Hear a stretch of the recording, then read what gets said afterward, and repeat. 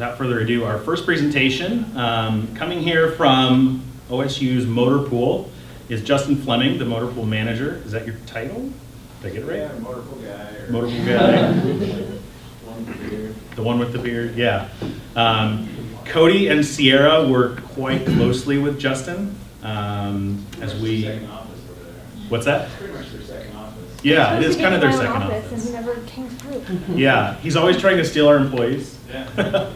Done it a few times. He's done it a few times. We have a few over there now who are still from Safe Rides of Past. So Justin's going to talk to us a little bit. At the beginning of the week, we raised a couple of things we said we needed to talk about or wanted to address as a community, a group. One was our customer service and professionalism. We did that on Monday and Tuesday. Tonight is going to be not quite as upbeat because the topic just doesn't lend itself exactly, but we're going to try our best to make it such. And I'm supposed to smile while I talk? Yeah. He doesn't smile much. Well, I came with like the cracking heads talk because that's what I thought we were doing, but now we're like on this rebuilding path. Makes me look like it. All right. Anyhow, Justin's going to talk to us. So I do know a couple of you, but I wanted to kind of give you a little bit of an overview and background of MotorPool and kind of compare and contrast Safe Ride and MotorPool, and then talk about our similarities because I think we have something in common that's very critical to what Drew's trying to do, which is service. So the background is that the MotorPool is an entirely self-support unit, which means we get $0 from the university to operate. So that means that the primary difference between Safe Ride and MotorPool is that customers are judging us on every transaction. And customers can judge you on every transaction, but they only really have the opportunity at the end of the year to change like the budget situation. Like people can say, I'm not gonna rent from MotorPool again, and boom, that's lost revenue. And because there isn't a mandate to use the MotorPool, we operate competitively like an outside business. We have to earn it because people have to want to use us from one transaction to the next. So it makes us a little unique compared to most of the other self-support units on campus. Like if you're a first-year student, housing dining is a self-support unit, but you don't have as much choice about whether you live on campus or off campus. But here, when you're talking about having a transportation solution, you can go to Enterprise, your department can buy your own car, you can get personally reimbursed, so there's lots of options. So we have to be competitive, and the way we compete is on service. So I think that's what we have in common. Now, and you can agree with me or not, and we can argue right now, or you can just leave nasty feedback on, although we don't have social media at MotorPool, so that's hard. But the way I see Safe Ride, because I've participated in the student fee process a long time ago when I did other stuff, is that it's not a self-support unit. It's a social service or philanthropy. And I happen to mildly agree with its mission, so I'm supportive of that. But because you don't have to compete on that transaction by transaction basis, you just have to argue your case at the end of the year. It's harder to connect that service mission with every interaction that you have with the customer. Because all you have to really do is hope that the majority perspective by the end of the year is going to swing in your favor. And I think that that really needs to turn around. So I wanted to go over, I'm going to do some of my gloom and doom points, but I'm going to smile while doing it so you'll enjoy it. All right. So I hadn't really thought about this a whole lot in advance. And then like the more I thought about it, like the more worked up I was getting. Because, Drew, and I mean this in the nicest possible way, Safe Ride's kind of a pain in the ass. It's the largest source of my late night calls. You know, you're a nice person, but I don't really like getting calls at, crazy hours I of don't the like night. making So we operate like a business, and so it doesn't really matter if it's Safe Ride that's renting the van or someone else. MotorPool could actually make more money by not renting the vans to Safe Ride because our daily rate times the number of days that we could rent the vans is larger than what Safe Ride is paying per month to rent the vans. So if I could rent the van 12 times in a month, which is pretty easy to do, it would make more sense financially for me to stop renting to Safe Ride. So that goes back to why I mildly agree with your mission, like I'm kind to support you. I don't know what it is about the style of driving that you do. I think it's that you assume that the gas pedal only has two positions. My foot is not on it, or my foot is all the way in it.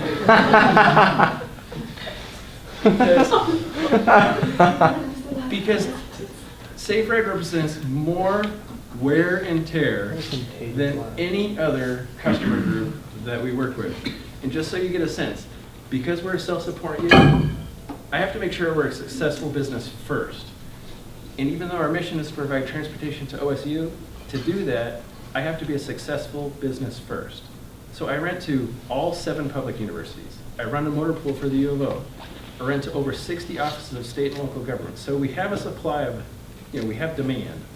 And I see usage types across all those universities, across all those community colleges, grade schools, charter schools, offices of state government. No other customer group has such a high cluster rate of maintenance stuff. So some of you are probably business majors. I was a business major. All right. Okay. Let me run this past you. You can just quickly give me a yay or nay. If I could have a business where I generate more revenue with less expense, what would you do? You. Yeah, oh yeah. Yeah, that's right. Every time. Okay, but because we're running a successful business, we get to do philanthropic. There we go. So we support Safe Ride anyway. I've never seen a group of people that hits inanimate objects as often. Okay, either driving direct. Did you hit something? No, I didn't, but you did come for a flat Unless they're tire. not animate objects. Oh yeah, that was Carly's van that had a flat tire that one time. I wasn't Up by driving. Milam? Yeah, we couldn't get the tire off, and we couldn't get the jack to work, and then we had to get towed in the middle of the night. Okay, yeah, that's the kind of stuff. But then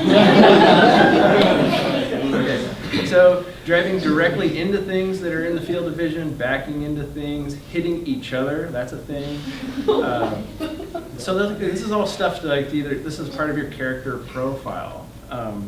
So, I guess what I came to say is I could live without all of that, and I could find another group to rent these vans, and my life would be a lot simpler. And right now, instead of being here talking to a group of people that probably doesn't want to be here that much, I could be home with my kids, like watching shows or playing games. But I'm here anyway. So what can we do differently? Well, I think first you got to care a little bit more and take some accountability for it, have some respect for it. Because what is Safe Ride without vans? I mean, I don't think Safe Walk would be as popular, even though it's a thing at other schools. And so, if at some point the motor pool has to decide, it's really in the greater interest of all of the other customers that we serve that we cut you off, I can imagine what SAFC's reaction would be to showing up in the spring and saying, yeah, we can't rent vans there anymore, so we're actually going to need like $200,000 and then like $25,000 a year for maintenance, and probably not going to fly that well. So let's work it out instead. Do you want to highlight other stuff you want me to go over? I'm not normally grumpy. Sierra can tell you, I'm pretty nice. The rest, you can tell them too. Okay, thanks.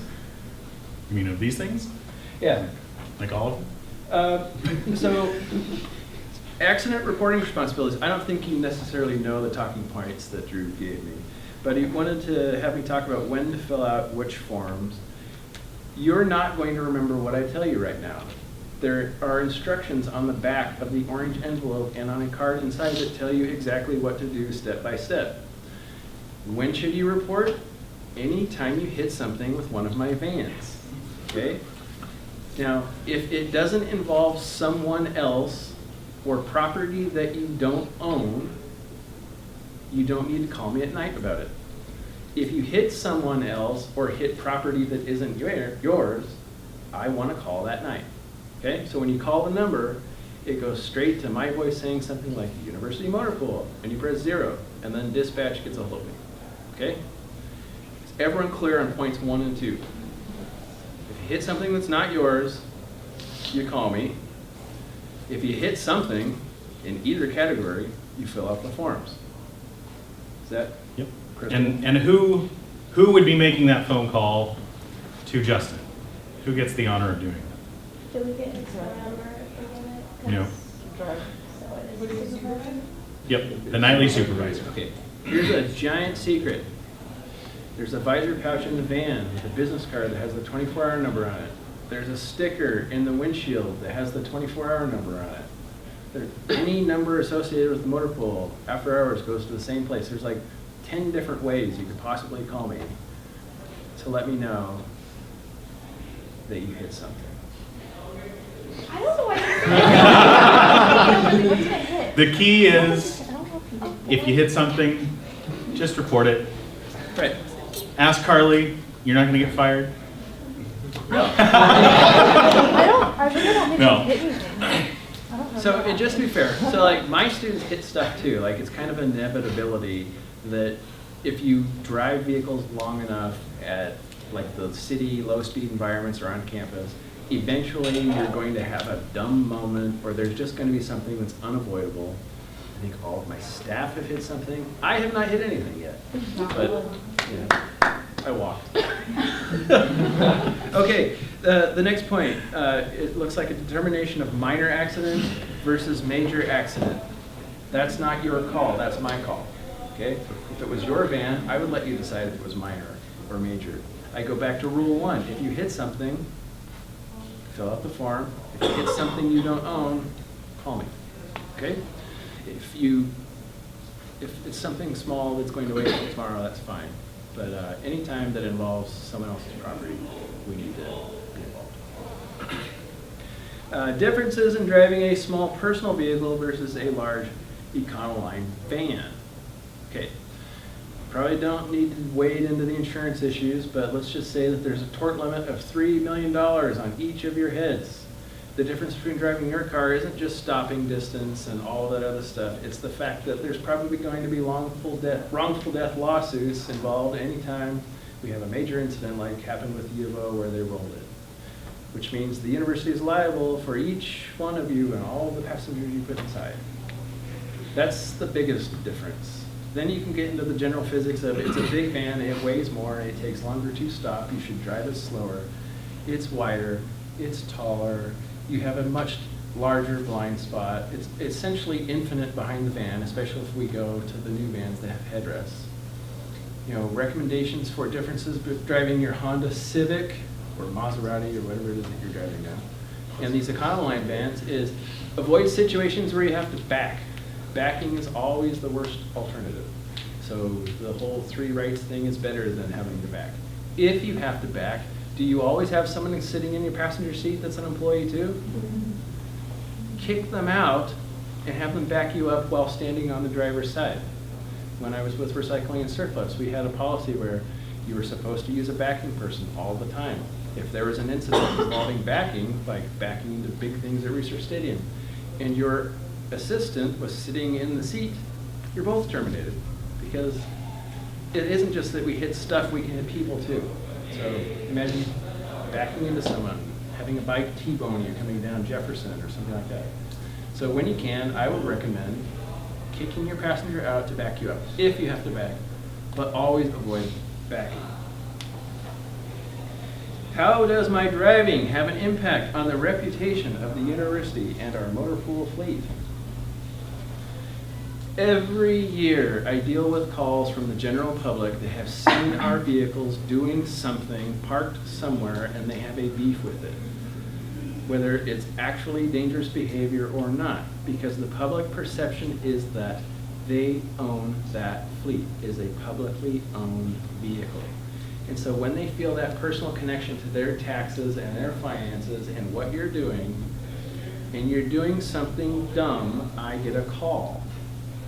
And they've usually probably worked themselves up into a fervor for several days by the time they call me or figure out who to call. And this is me for like 35 minutes listening to the whole thing. Okay? I'd like to avoid that. I'd like to avoid, like I had a guy in Eastern Oregon because a group of people had shown up at his hot spring, had decided not to pay and tried to flee. Like the language he was using was, I'm going to trash the reputation of your school. I'm going to talk to my legislator. I'm going to call a president of the university. That's the kind of stuff I get to do. So obey the laws. That would be a good start. Speed. I'm talking about speed. I'm talking about hands-free. Do you have hands-free devices built into the, like have you purchased, or is it all, or are we doing this hands-free? No, the Driver drives only, navigator. yeah, the second staff member is on the radio only. I'm not going to give you a lot of examples because I think you can brainstorm on your own the kinds of things that the public sees and doesn't like. So those are the things I don't want you to do. And how does it reflect on Safe Ride? You put your branding right on the outside. So whether or not they immediately associate it with being an OSU van, a publicly owned van, they see the Domino sign on top and they see Safe Ride on the side, and they know exactly who to be critical of. The comfort and cleanliness of the vans.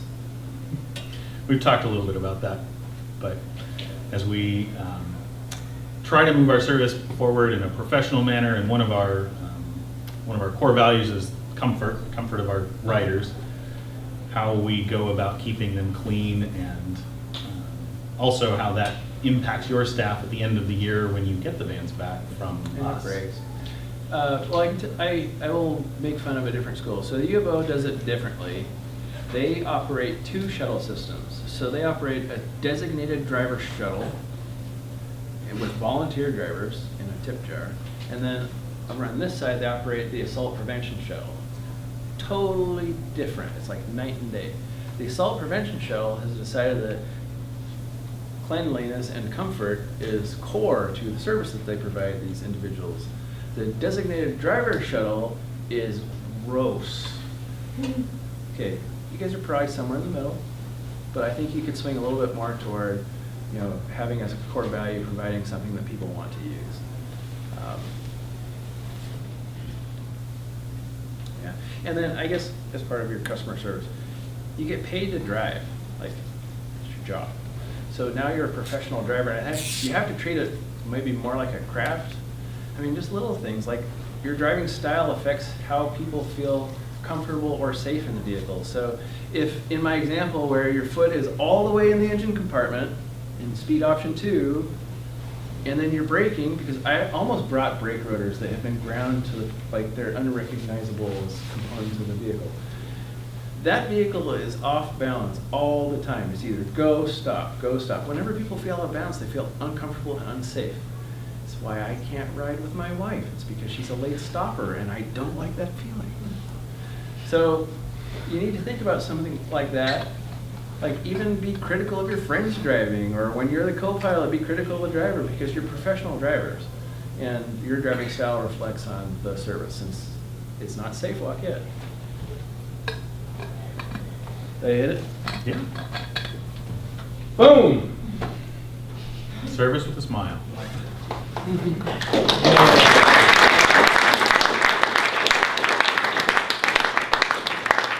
Before Justin leaves, do you all? I guess we can do a Q&A. I didn't really. It's all right.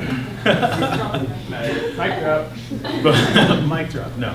Before he leaves, do you all have any questions for him about the vans, about MotorPool, about his wife driving, whatever? She's pretty good. She just likes to hug the shoulder and stop it. All right, hit and run. Wait, the vans at MotorPool right now are the ones that U of O uses them too? Yeah, so I have an interchangeable fleet. I have about 90 to 100 vehicles down at the U of O. So I actually have an office down there with staff. I used to go down there every day. I don't anymore. But yeah, we rent essentially to everyone in the state of Oregon that is a public entity. In terms of vans, we're by far the largest van pool of any van pool in the state. So I keep expanding the van pool, expecting that we'll eventually run out of demand. But we're over 112 passenger vans now. I just bought 25 more. We're in standby every weekend for vans, which goes back to that business thing, remember? If you can generate more revenue with less expense, it's like, why aren't you doing it? You must be a nice guy. So how much a year do you spend on repairs for Safe Ride? For Safe Ride, I haven't totaled it recently. I mean, I can think of specific examples like where they ignored an oil service and blew up an engine. That was like $2,800. We've done brakes on just about every van this year. And that's a few $100s. It's like per van, per incident, plus all the normal maintenance and repairs. And the shop itself runs as a business also. So we provide outside maintenance and repairs to federal agencies. So it's kind of one of those things too. It's like we're spending our time maintaining things. We're also then not engaging in the business model of the shop and bringing in outside service. But I would guess, so how many do you have, 5 this year? 6, 6. counting Mobo. Let's do 5 because I can come up with that percentage in my head. Okay. We'll pretend it's 5. Okay. I would guess that the cost of maintenance and repairs totally cancels out the rental of one of the 5. So essentially a 20% reduction in net revenue. I can tell you, so in terms of when we have an accident, regardless of how big or small the accident is, most of us, like myself, my husband, our cars, I have a $500 deductible, so that's what I pay. That's good. I wish we had that. Yeah. So when if I get hit in my car or I hit something in my car, I pay $500, the insurance covers the rest. Well, with our vans, Not just the vans. our everything. vehicles, sorry, for us in Safe Ride with our vans, but OSU vehicles, Move the we decimal. have a $5,000 deductible.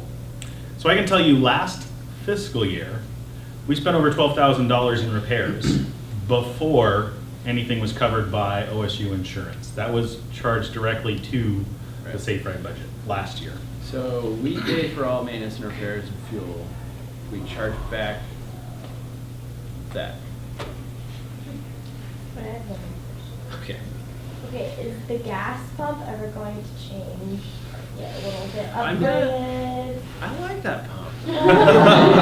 That pump is a conversational tool during the day. See, the thing It's is, a conversational, so we have to say, oh, sorry, 20 minutes extra. okay, so the pump has some tricks. You gotta finesse it. Yeah, so, if you didn't hear, her question is related to the gas pump and if I plan to upgrade it. I don't plan to upgrade it soon. I like the pump. I don't think you should upgrade it. I think it's fun, it's kind of like a lottery, you don't know if it's gonna work or not. So we live in Oregon, and no matter what kind of pump, it's going to be a novelty for everyone. Yeah, okay, I'll come to you next. True. But I want to provide some feedback. So the pump, here's the deal with the pump. I had to install this special valve, and it tests the pressure in the tank and on the other side of the valve to make sure they're equal before it starts to pump. That's why there's a delay, so no matter what, if you squeeze for 10 seconds, it won't do anything.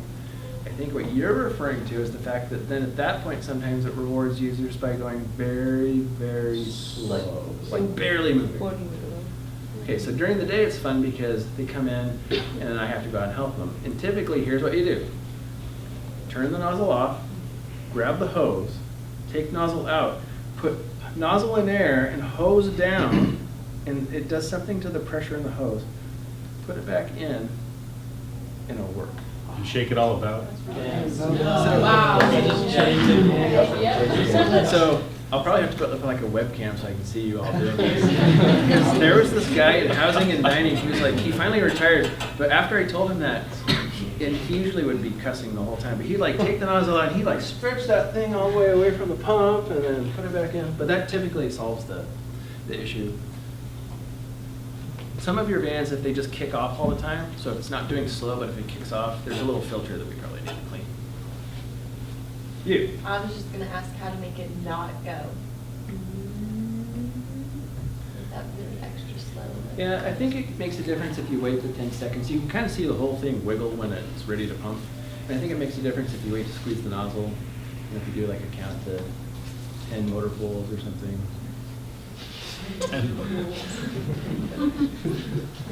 What else? This is a quiet side over here.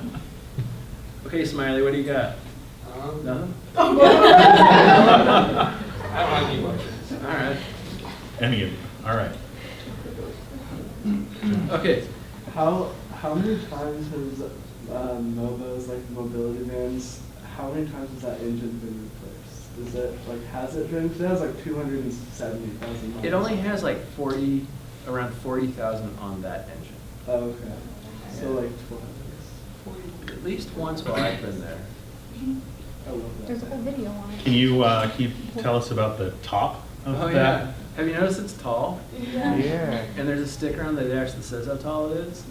It's not Dutch Bros friendly, so don't go there. I think that's one of the reasons. Safe Ride, about 5 years ago, took the top off Mobo. So actually, yeah, I actually have a YouTube video posted of that one. Because, yeah, well, what we did is we did like a little animation project. So he took a picture every time he did something big, like took the fan off. And because we have a motto at the MotorPool, this goes way back, because we were founded in the 30s, so we've been doing this a long time. Is if it has a shadow, it can be rebuilt. So, you know, he totally fixed the van. But yeah, there's a cool YouTube video in there. I guess we do have one social thing, but don't trash it because it's my personal Gmail and I don't want it.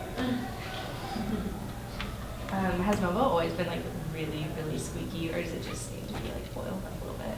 It's literally if you go over like a little tiny bump, It's the thing in the back. It's the extra stuff. it's Yeah. just always really squeaky. Yeah. Can I ask a question? Yeah. How many times have we actually, as part of Safe Ride operations this year, used the wheelchair lift? Zero. I've never used it. I think I saw. Yeah, but one of my friends, Devin, has a wheelchair and he used to use it all the time. Okay, because periodically we have other departments that borrow it during the day. I just was curious if you have, I'm sure it changes year by year. And just so you know, and so everybody else knows, if in the event you do borrow it, we actually, through our app, can turn off the accessibility toggle, the wheelchair toggle. So when people request a ride through our app, they can hit the little wheelchair button and it'll specify, I need a wheelchair lift. So if we don't have it, we can turn that off. But as a value of comfort and professionalism and service to our students and freedom from judgment, we're gonna try and keep that around as long as we can. So last question, is anyone looking for extra hours or a career change?